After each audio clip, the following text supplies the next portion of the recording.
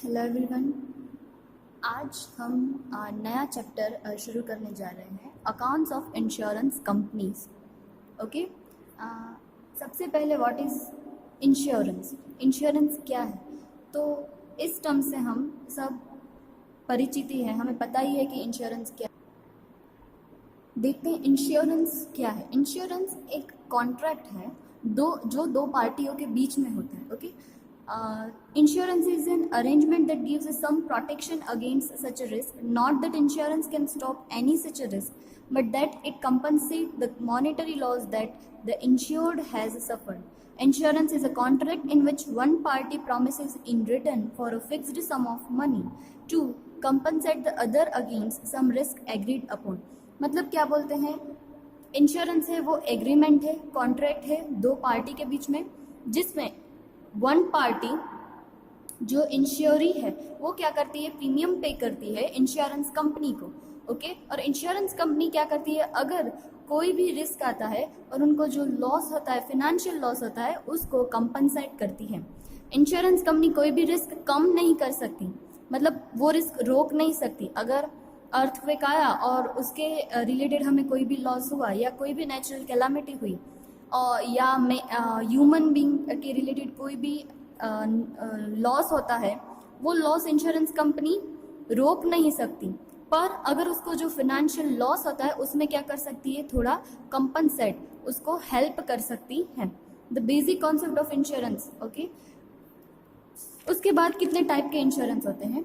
Generally दो type के insurance होते हैं, life insurance and general insurance. Life insurance यानी हमारे लाइफ के रिलेटेड जो भी इंश्योरेंस होते हैं उसको लाइफ इंश्योरेंस बोलते हैं, और जनरल इंश्योरेंस यानी लाइफ के अलावा जो दूसरे इंश्योरेंस होते हैं उनको हम जनरल इंश्योरेंस बोलते हैं।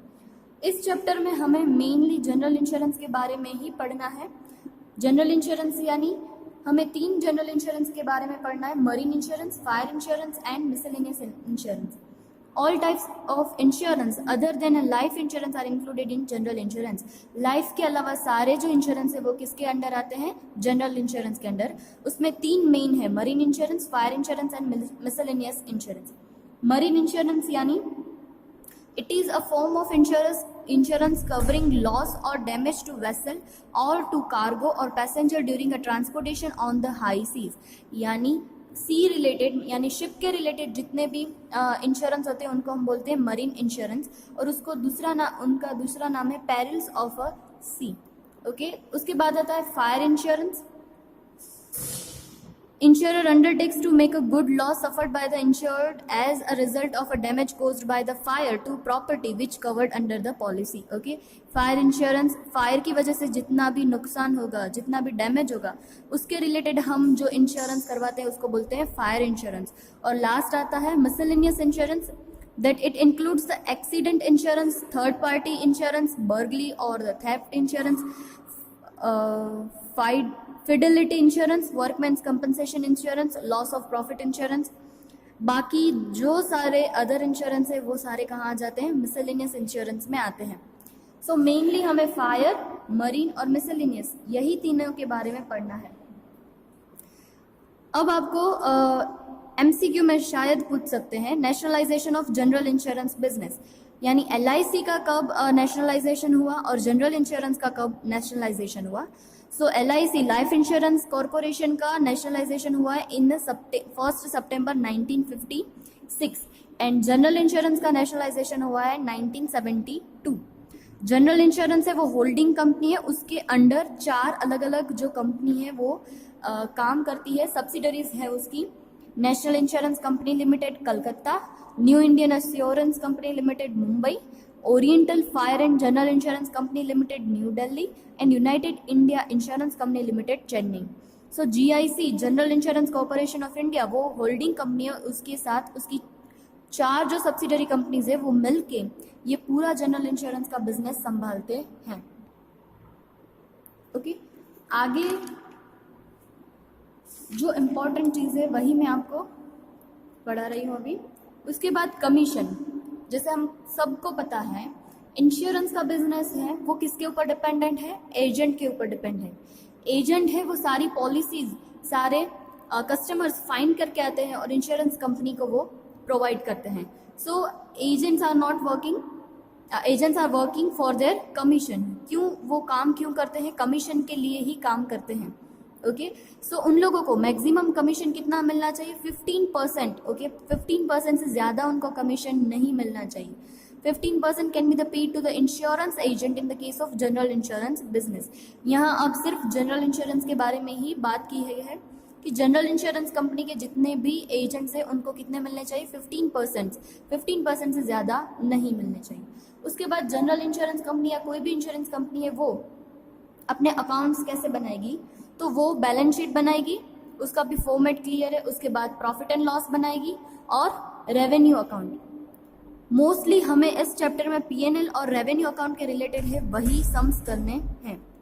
उसके बाद बोला है जो इंपॉर्टेंट चीज़ है वो आपको याद रखनी है। The insurance company should show the fixed asset at a market value और at realisable values. The management is required to append to its balance sheet a certificate that the value of all the assets have been. Okay, क्या बोल रहे हैं? Insurance company है वो अपनी assets कौन सी value से बताएगी? मार्केट वैल्यू और रियलाइजेबल वैल्यू, दोनों सेम चीज़ है। मार्केट वैल्यू, अगर आप अभी मार्केट में कोई भी असेट सेल करने जाओ तो आपको कितने पैसे मिलते हैं, वही उसकी रियलाइजेबल वैल्यू है, मार्केट वैल्यू है। तो इंश्योरेंस कंपनी ऑलवेज अपनी जो भी फिक्स असेट्स है वो कैसे दिखाती है? मार्केट वैल्यू से दिखाती है। Then after fictitious assets such as a preliminary expense, commission on shares, deferred revenue expenditure are generally not found in balance sheet of an insurance company. जो भी फिक्टिशियस असेट है वो हम बैलेंस शीट में नहीं दिखाते, इंश्योरेंस कंपनी की balance sheet में नहीं दिखाते। बाकी तो हम जो कंपनी की बैलेंस शीट्स बनाते उसमें हम फिक्टिशियस असेट दिखाते हैं, पर अगर इंश्योरेंस कंपनी की फिक्टिशियस असेट है तो वो हम नहीं दिखाएंगे। वो सारे जो एक्सपेंस है वो हम generally written off in the year in which they are incurred. जिस ईयर में वो एक्सपेंस हुआ होगा उसी ईयर में हम अपना एक्सपेंस समझ के उसको राइट ऑफ कर देंगे। उसके बाद यस, पेज नंबर 300 पे आपको कोड ऑफ कंडक्ट दिया है। कोड ऑफ कंडक्ट यानी इतनी चीज़ें कंपनी के लिए कंपलसरी करना ही होता है। जैसे first, every insurance company is required to maintain a minimum reserve for unexpired risk. Unexpired risk के बारे में आपको पीछे आएगा तब मैं आपको अच्छे से समझा दूंगी, पर याद रखना है कि हर इंश्योरेंस कंपनी को अनएक्सपायर्ड रिस्क की रिजर्व रखना कंपलसरी है।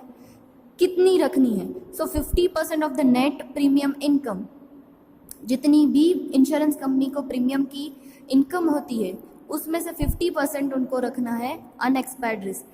कौन? जो फायर और मिसलेनियस इंश्योरेंस होंगे वो 50% रखेंगे और मरीन इंश्योरेंस है वो पूरे 100% रखेंगे।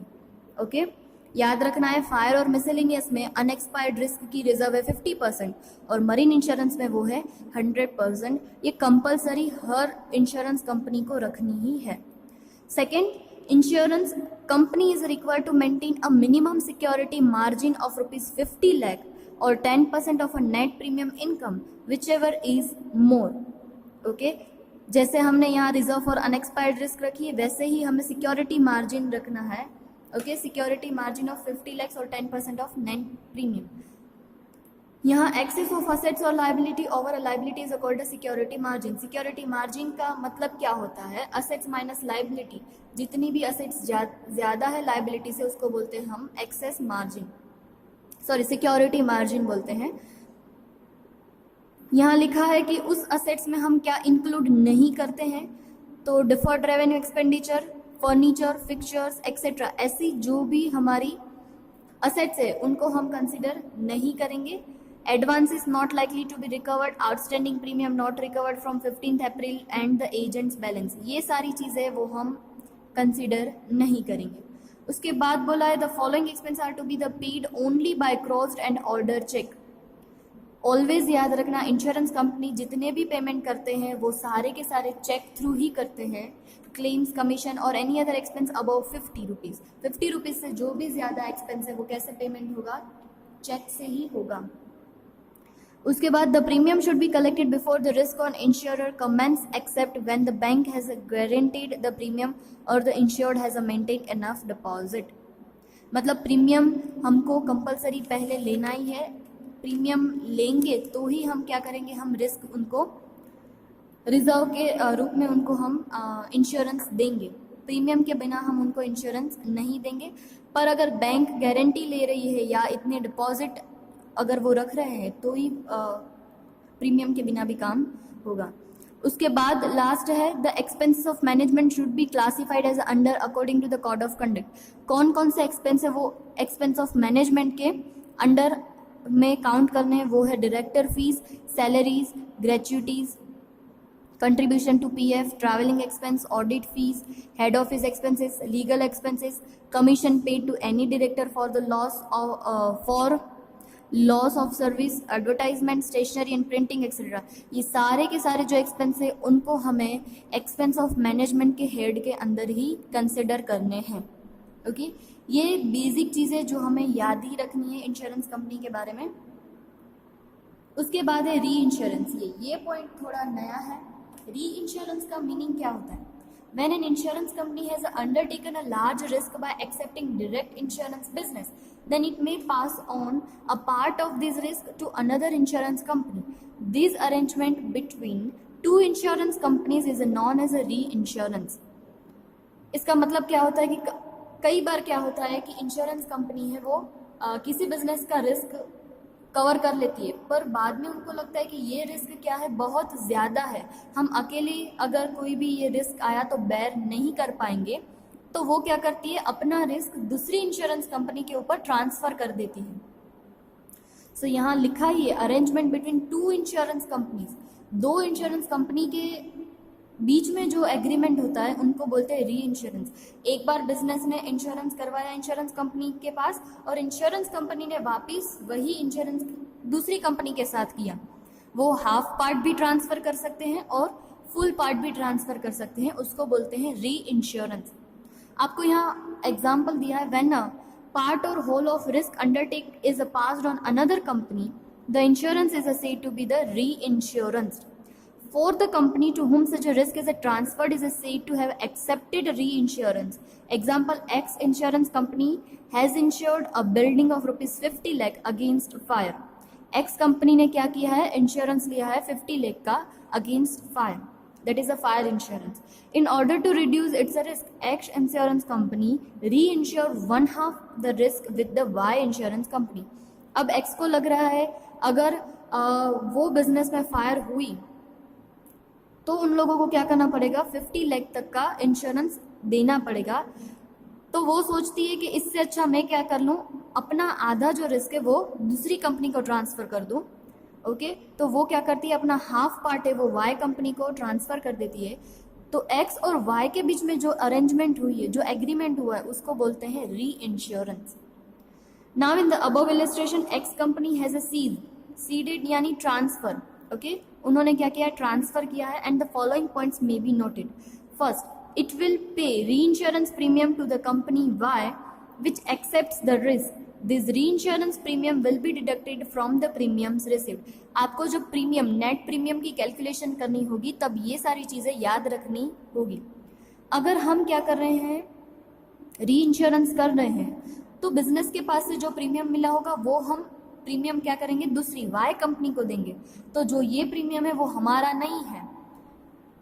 सो टोटल प्रीमियम रिसीव्ड में से हम क्या कर देंगे, इतना प्रीमियम जितना री इंश्योरेंस का है, जितना हम दूसरी कंपनी को ट्रांसफ़र कर रहे हैं, उतना प्रीमियम हम क्या कर देंगे, अपने प्रीमियम रिसीव्ड में से माइनस कर देंगे। ओके, नाउ री insurance premium will be deducted from the premiums received. उसके बाद it will receive commission on the premium seeded. This is known as a commission on reinsurance ceded, which is shown on credit side of revenue account. जैसे insurance agent क्या करते हैं, हमारे लिए insurance के customers fine करके लाते हैं तो हम उनको क्या करते हैं, कमीशन देते हैं। वैसे ही अगर हम री इंश्योरेंस करते हैं, यानी कि हमारा इंश्योरेंस है वो दूसरी कंपनी को ट्रांसफ़र करते हैं, तो उसके बदले में हमें कमीशन मिलता है, क्योंकि हमने भी उसको क्या करके दिया है, एक कस्टमर फाइन करके दिया है। तो जब भी हम री इंश्योरेंस करते हैं तब हमें कमीशन मिलता है, वो कमीशन हमारी क्या है, इनकम है। सो हम क्या, ये कमीशन है वो कहाँ लिखेंगे, credit side of revenue account. Okay, उसके बाद it is entitled to recover pro rata claim from the accepting company and it is known as a reinsurance recoveries. It is deducted from a claims paid under policies on debit side of revenue account.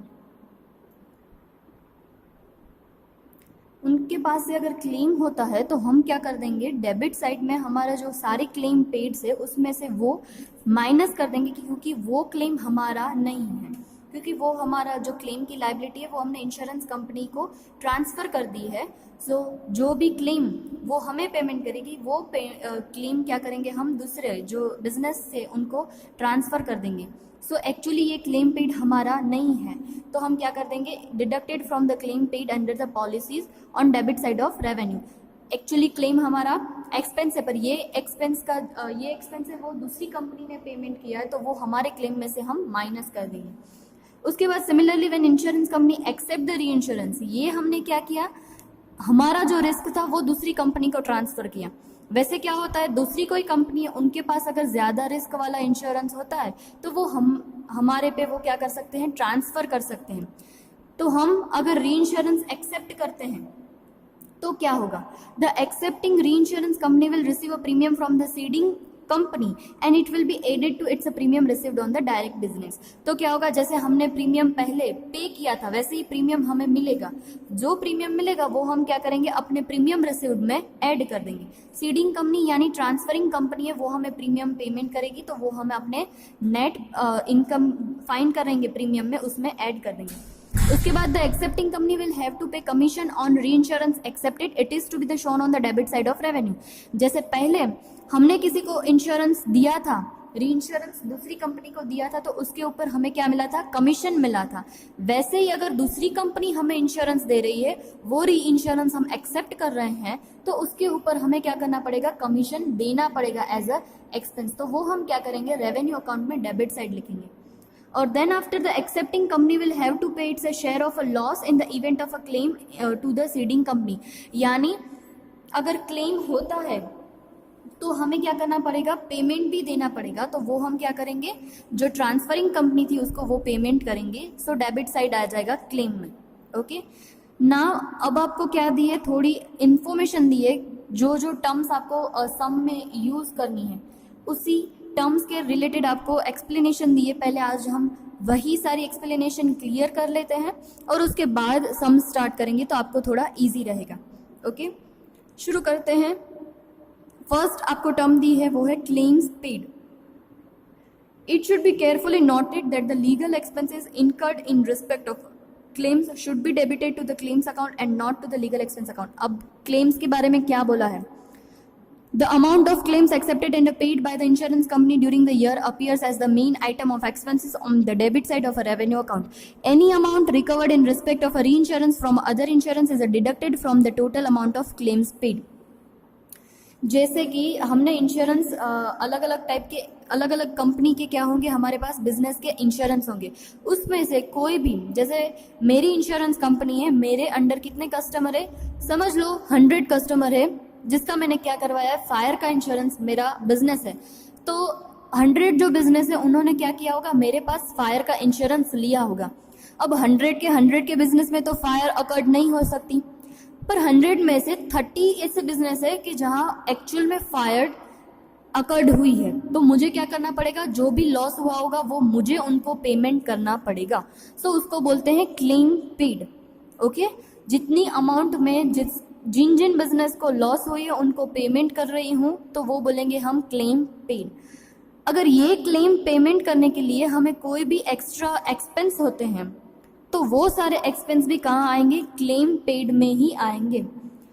Other expense या legal expense account में हम नहीं डालेंगे। Okay, अगर री insurance company है, री insurance company मतलब मैंने क्या किया है, ज़्यादा रिस्क था वो दूसरी कंपनी को दे दिया है, तो उसका क्लेम वो हमें पेमेंट नहीं करना होगा, वो जो एक्सेप्टिंग कंपनी है वो पेमेंट करेगी। तो हम अपने क्लेम में से क्या कर देंगे, माइनस कर देंगे, जैसे हमने आगे देखा।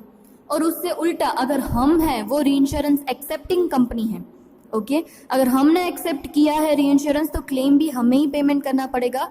तो क्लेम उतना हमारा क्या होगा, डेबिट साइड में लिखेंगे, रेवेन्यू अकाउंट की डेबिट साइड में। मैं 2 टर्म यूज करूंगी, री इंश्योरेंस एक्सेप्टिंग कंपनी और री insurance transfer company. Accepting company का मतलब हमने किसी का इंश्योरेंस है वो एक्सेप्ट किया है, और ट्रांसफरिंग कंपनी मतलब कि हमने जो ज़्यादा रिस्क था वो दूसरी कंपनी को दे दिया है। ओके, यहाँ आपको outstanding claims brought forward from the previous year would have been paid during the current year and would have been included in the amount of claims paid, hence such a outstanding claim must be deducted from the total claims paid। इसमें कुछ ज़्यादा आपको दिमाग नहीं लगाना है, जैसे हम एक्सपेंस के बारे में सोचते हैं वैसे ही सोचना है। ओके, आपने 11th और 12th में ये काम किया है, अगर आउटस्टैंडिंग एक्सपेंस हो, आउटस्टैंडिंग एक्सपेंस की ओपनिंग बैलेंस और क्लोजिंग के बैलेंस दोनों होती हैं, तो आउटस्टैंडिंग एक्सपेंस की ओपनिंग बैलेंस यानी कि अगले साल का था, वो इस साल अगर पेमेंट हो रहा है तो वो हमारे इस साल का एक्सपेंस नहीं है, तो वो हम माइनस कर देंगे। और आउटस्टैंडिंग एक्सपेंस की इस क्लोजिंग होगी तो वो हमारे साल का ही एक्सपेंस है, वो हम क्या कर देंगे, ऐड कर देंगे। वही चीज़ें आपको यहाँ नीचे इलस्ट्रेशन के साथ समझाई गई है। क्लेम्स पेड ड्यूरिंग द 10-11 कितने पेमेंट हो रहा है, 6,70,000, उसमें outstanding claims on 31/3/2010, 31/3/2010 that is 1/4/2010, ये हमारी क्या है, ओपनिंग है, क्योंकि 2010 में हमारा ईयर शुरू हुआ है और 11 में खत्म हुआ है, तो ये हमारी क्लोजिंग है। तो ऑलवेज याद रखना, आउटस्टैंडिंग क्लेम्स की ओपनिंग है वो हमारे ईयर का एक्सपेंस नहीं है, तो वो हम क्या कर देंगे, माइनस कर देंगे, और क्लोजिंग ये हमारे ही ईयर का एक्सपेंस है तो वो हम करेंगे plus. Legal expenses in respect of claims, अभी हमने आगे पढ़ा कि लीगल एक्सपेंस होते हैं, क्लेम के रिलेटेड कोई भी लीगल एक्सपेंस होते हैं तो वो हम क्लेम्स में ही ऐड करेंगे, अलग से लीगल अकाउंट नहीं बनाएंगे, तो ये क्या हो जाएगा, क्लेम्स में ऐड हो जाएगा। और री इंश्योरेंस रिकवरीज है, री इंश्योरेंस रिकवरीज का मतलब क्या होता है, हमने आगे ही अभी पढ़ा, री इंश्योरेंस रिकवरीज यानी हमने अपना क्लेम रिस्क है वो दूसरी कंपनी के ऊपर ट्रांसफर कर दिया है। अब ट्रांसफर करने के बाद जो भी क्लेम पेमेंट होगा वो हमारा नहीं होगा, क्या होगा, दूसरी कंपनी का, जिसके ऊपर हमने ये ट्रांसफर किया है उसका होगा। तो री इंश्योरेंस रिकवरीज ऑलवेज क्या होती है, माइनस होती है, वो हमारा एक्सपेंस नहीं है, क्योंकि हमने ऑलरेडी वो क्या कर दिया है, रिस्क ट्रांसफर कर दिया है।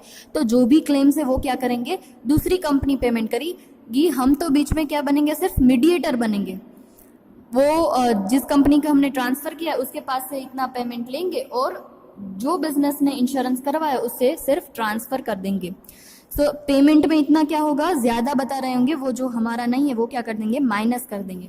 तो नीचे आपको कैलकुलेशन में बताया 670 इस ईयर का टोटल एक्सपेंस, उसमें से री इंश्योरेंस रिकवरीज माइनस कर देंगे क्योंकि ये हमारा खुद का एक्सपेंस नहीं है, क्योंकि हमने ऑलरेडी ट्रांसफर कर दिया है।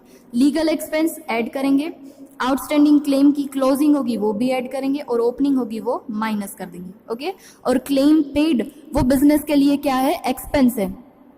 ओके, ये तो हमें पता ही है। सो रेवेन्यू साइड में कौन सी साइड आएगा, डेबिट या क्रेडिट, डेबिट साइड आएगा, क्योंकि क्लेम्स है वो इंश्योरेंस कंपनी के लिए एक्सपेंस है। वैसे ही आता है कमीशन। कमीशन जैसे मैंने आगे भी आपको बोला, एजेंट्स को हम क्या करते हैं, कमीशन देते हैं, तो कमीशन कितना होगा, ग्रॉस प्रीमियम इनकम और ऑन डायरेक्ट इंश्योरेंस बिजनेस के वेजेस के ऊपर जितने परसेंटेज दिए होंगे उतने हम उनको देंगे, और वो भी क्या करना है, हमें रेवेन्यू अकाउंट में डेबिट करना है, क्योंकि कमीशन वो हमारा क्या है, एक्सपेंस है। फिर से बात आती है री इंश्योरेंस वाली। हमने आगे पूरा कॉन्सेप्ट पढ़ा, फिर भी मैं रिपीट कर रही हूँ। अगर हम क्या कर रहे हैं, री इंश्योरेंस ट्रांसफरर है, यानी हम इंश्योरेंस क्या कर रहे हैं, दूसरी कंपनी को दे रहे हैं, तो उसके ऊपर हमें कमीशन मिलेगा। ओके, वो कमीशन क्या होगा, हमारी इनकम होगी, तो वो हम करेंगे क्रेडिट, रेवेन्यू में क्रेडिट करेंगे, कमीशन ऑन री इंश्योरेंस सीडेड, यानी ट्रांसफर करने पे जो हमें मिला है वो। और उससे उल्टा अगर कोई दूसरी कंपनी है वो हमें री इंश्योरेंस कर रही है तो हम क्या हो जाएंगे, री इंश्योरेंस एक्सेप्टर। तो अगर हम री इंश्योरेंस एक्सेप्ट कर रहे हैं तो हमें क्या करना पड़ेगा, कमीशन उसको देना पड़ेगा, तो कमीशन हमारे लिए एक्सपेंस होगा, तो वो हम करेंगे डेबिट। तो आपको याद रखना है कि री इंश्योरेंस हम एक्सेप्टर है या सीडर यानी कि हम ट्रांसफरर है या एक्सेप्टर है। अगर एक्सेप्टर है तो वो हमारे लिए एक्सपेंस होगा, वो हम डेबिट करेंगे, और हम क्या है, ट्रांसफरर है, तो क्या मिलेगा हमें, इनकम की दौर पे मिलेगा, वो क्रेडिट करेंगे। ओके, एक्सपेंसेस ऑफ मैनेजमेंट, आगे भी सारे नाम आए, वही सारे नाम यहाँ है, ये सारे एक्सपेंसेस है वो मैनेजमेंट के एक्सपेंस है। ओके, कोई भी मैनेजमेंट के रिलेटेड कोई भी एक्सपेंस होगा वो हम क्या करेंगे, P&L अकाउंट में लिखेंगे।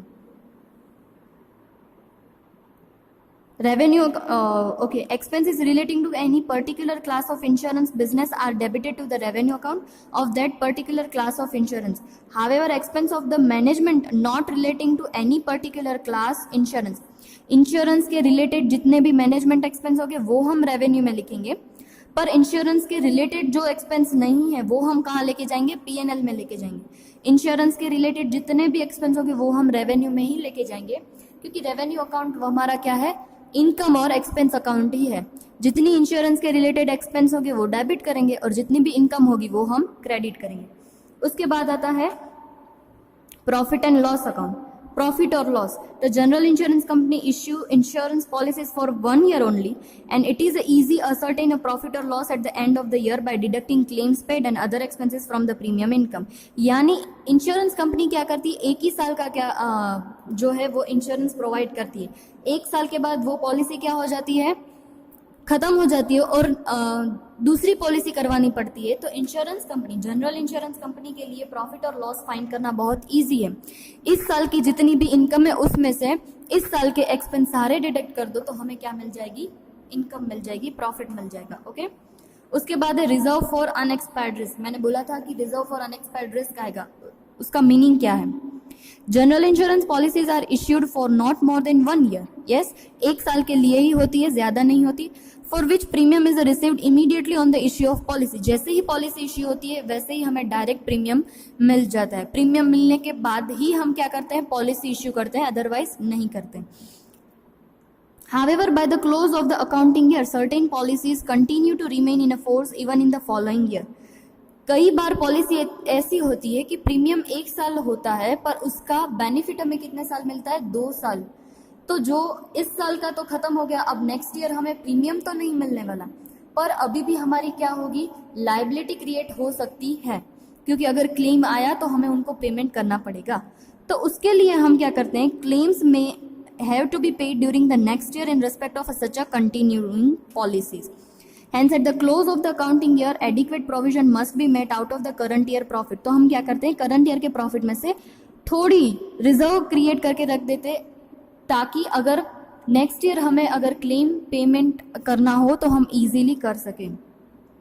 सो this provision is a termed as a reserve for unexpired risk, यानी प्रीमियम नहीं मिलेगा पर रिस्क अभी भी रहेगा, सो उसको बोलते हैं अनएक्सपायर्ड रिस्क। वो क्या करते हैं हम, वो लास्ट आइटम होती है रेवेन्यू अकाउंट में डेबिट साइड लिखते हैं।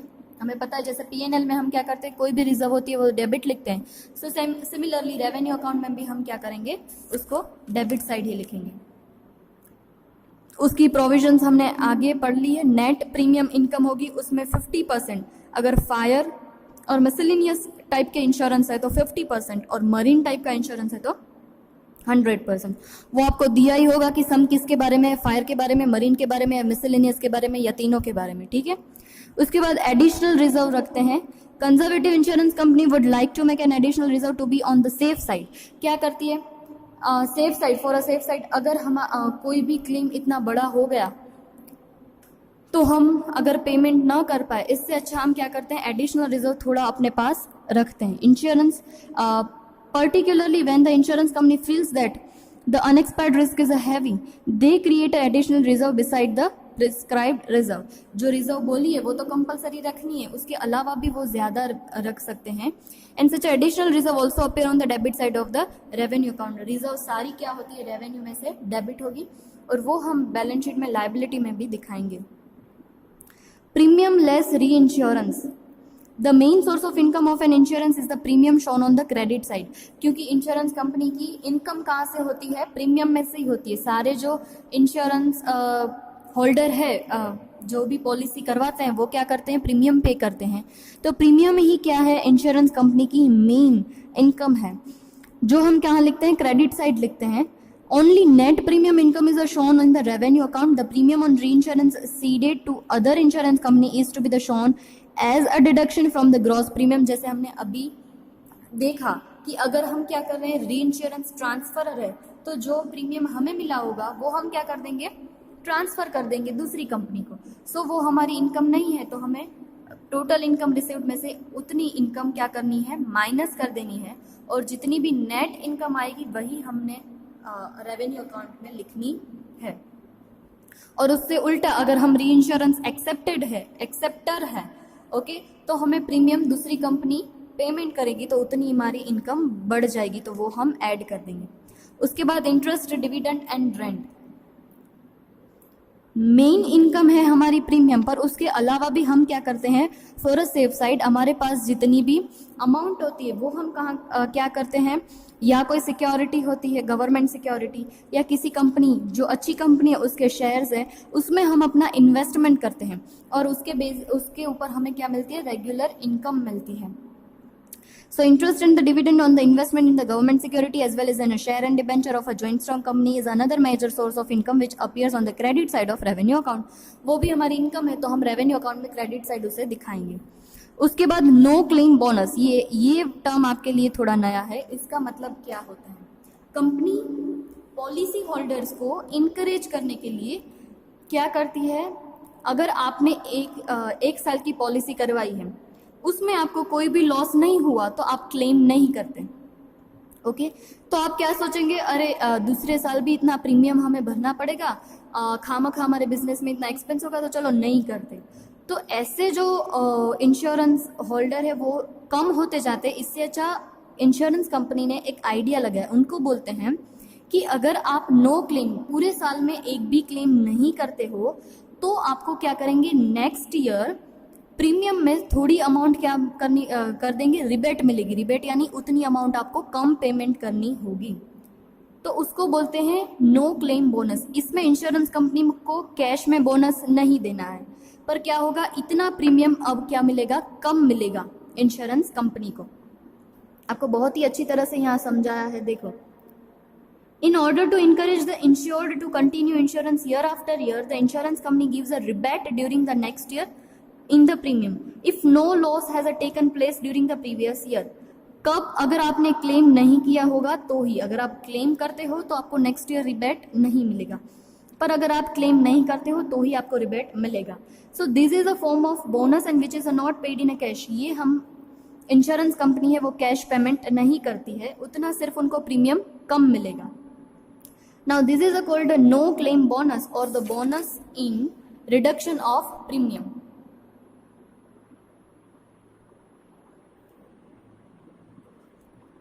Okay, so every year क्या होता जाता है, ये बढ़ता जाता है, पर 3 साल के बाद वो क्या हो जाता है, फिक्स्ड हो जाता है, उसके बाद वो बढ़ता नहीं है।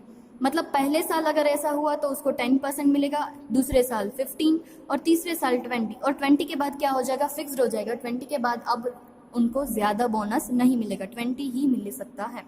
सो उसकी दोनों तरफ इफेक्ट आएगी।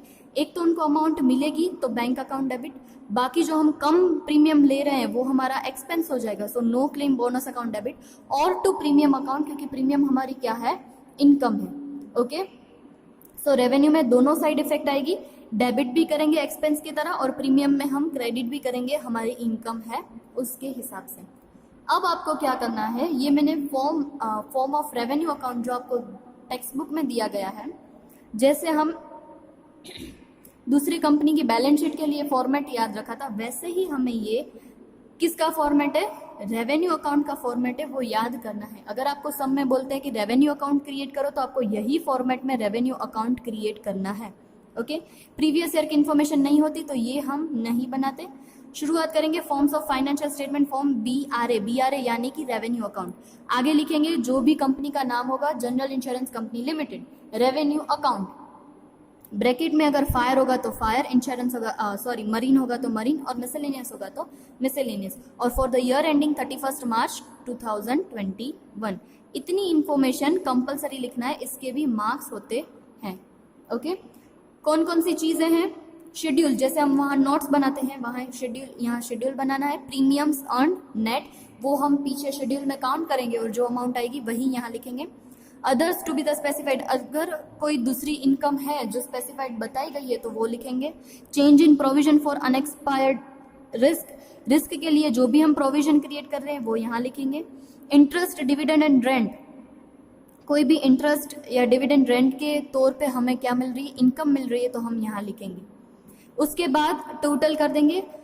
नीचे जो है वो सारे हमारे डेबिट साइड के एक्सपेंसेस है, वो क्या है, क्लेम्स इनकर्ड नेट, उसका भी हम शेड्यूल बनाएंगे, उसके हिसाब से जो नेट अमाउंट आएगी वही लिखेंगे। Commission, operating expenses related insurance business, other जो भी लीगल एक्सपेंसेस होंगे पर कौन से इंश्योरेंस के रिलेटेड यही लिखेंगे। और other to be the specified, अगर दूसरे कोई भी इंश्योरेंस के रिलेटेड एक्सपेंस हैं तो वो हम यहाँ लिखेंगे। और ए में से बी माइनस कर देंगे तो हमें मिल जाएगा ऑपरेटिंग प्रॉफिट। ठीक है, क्लियर है? सो ये फॉर्म आपको याद रखना है। इसके बाद हम क्या करेंगे, सम्स की शुरुआत करेंगे। ये थोड़ा बेसिक है, बेसिक नॉलेज है, आपको ये सारी चीज़ें पता होनी चाहिए तो ही आप इंश्योरेंस के रिलेटेड काम कर पाओगे। अदरवाइज वहाँ आपको बोलेंगे कि री इंश्योरेंस और प्रीमियम और क्लेम और एक्सपेंसेस, तो आपको कुछ समझ में नहीं आएगा। तो ये वीडियो आप देख लेना और ये रेवेन्यू अकाउंट का जो फॉर्मेट है वो अच्छे से याद कर लेना, क्योंकि अब आई थिंक ट्यूसडे को या वेडनेसडे को हमारा जब लेक्चर होगा तब हम इसके रिलेटेड सम स्टार्ट करेंगे। तो आपको एक संडे मिल रहा है और मंडे, आप इन दोनों में से दोनों दिन में से कोई भी एक दिन अच्छे से पूरा ये वीडियो देख के याद कर लेना और टेक्स्ट बुक में पढ़ लेना। अगर आपको किसी भी तरह का डाउट हो तो आप मुझे ग्रुप में मैसेज करना, हम वो डाउट क्लियर कर लेंगे। Okay, thank you.